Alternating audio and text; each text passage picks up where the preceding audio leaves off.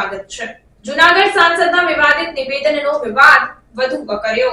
સૂત્રાપાડાના પ્રાચી ખાતે આભાર દર્શન કાર્યક્રમમાં જૂનાગઢના સાંસદ રાજેશ ચુડાસમાએ નિવેદન આપ્યું હતું। ત્યારે ભારતીય જનતા પાર્ટી હિસાબ કરે કે ન કરે પણ હું આ 5 વર્ષમાં મને જે નડ્યા છે તેને હું મૂકવાનો નથી, તેમ રાજેશ ચુડાસમાએ જણાવ્યું। પૂર્વ ધારાસભ્ય પુંજાવંશ મેદાને આવ્યા ત્યારે ભાજપના સંસાધનોને ખુલ્લી ચેલેન્જ આપી સાંસદ જાહેરમાં ધમકીભરી ભાષામાં બોલ્યા હતા। મને જે નડ્યા છે એમને હું છોડીશ નહીં। સાંસદ પ્રજાના પ્રતિનિધિ નહીં, પાર્ટીના પ્રતિનિધિ છે તેમ પુંજાવંશે જણાવ્યું।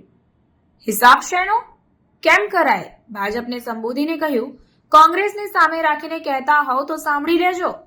ગીર સોમનાથ જિલ્લામાં હિસાબ કરવો હોય એ કહી દેશો। સ્થળ સમય જે હિસાબ કરવો હોય ત્યાં નક્કી કરીને કયો સામસામે બેસીને હિસાબ કરવા તૈયાર છું, પણ કોણ ક્યાં છે તેની ખબર પડે। પગથી માથા સુધી કોણ કયા કેમ છે તેનો વાસ્તવિક હિસાબ કરવો હોય તો તૈયારી છે, તેમ પુંજાભાઈ વંશે જણાવ્યું હતું।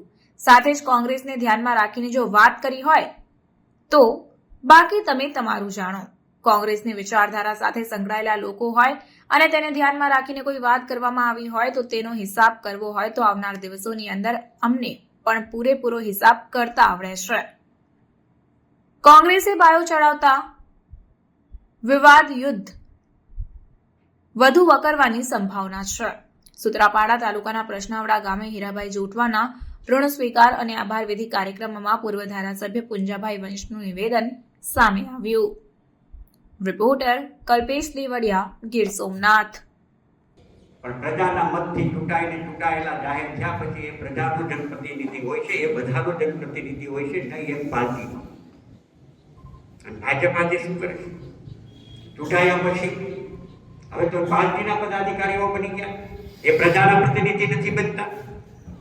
અને પાર્ટીના પ્રતિનિધિ બની ગયા હોય છે ત્યારે જ માની લો કે ક્યારેક કોકને બોલવાનું થાય કે અમે હિસાબ કરશું।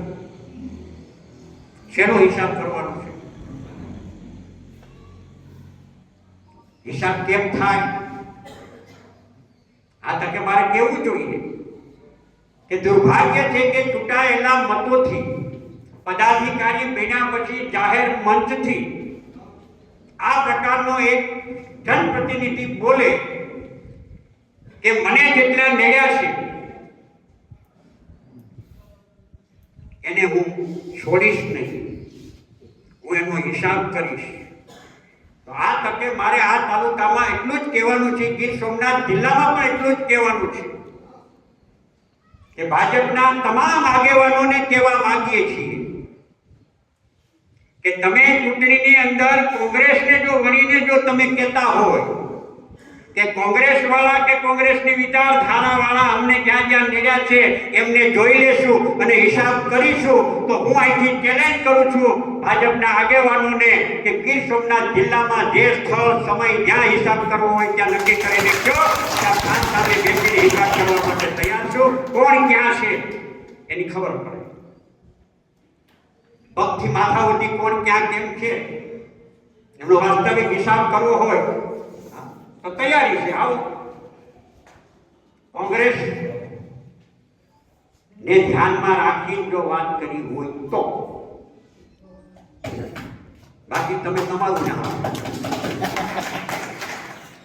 એમાં અમારે કઈ બધું રસ નથી। તમને મદદ કરી કોઈએ, તમને મદદ ન કરી, તમારું કોઈ માન્યા, તમારું કોઈ ન માન્યા, એ તમારો પ્રશ્ન છે।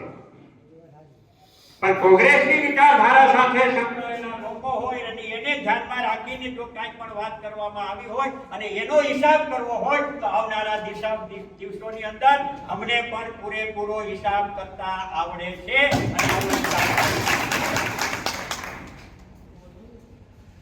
સારી રીતે આવડે છે। જાહેર ચેલેન્જ થાય કે તમારા કરતા બહુ સારી રીતે આવડે।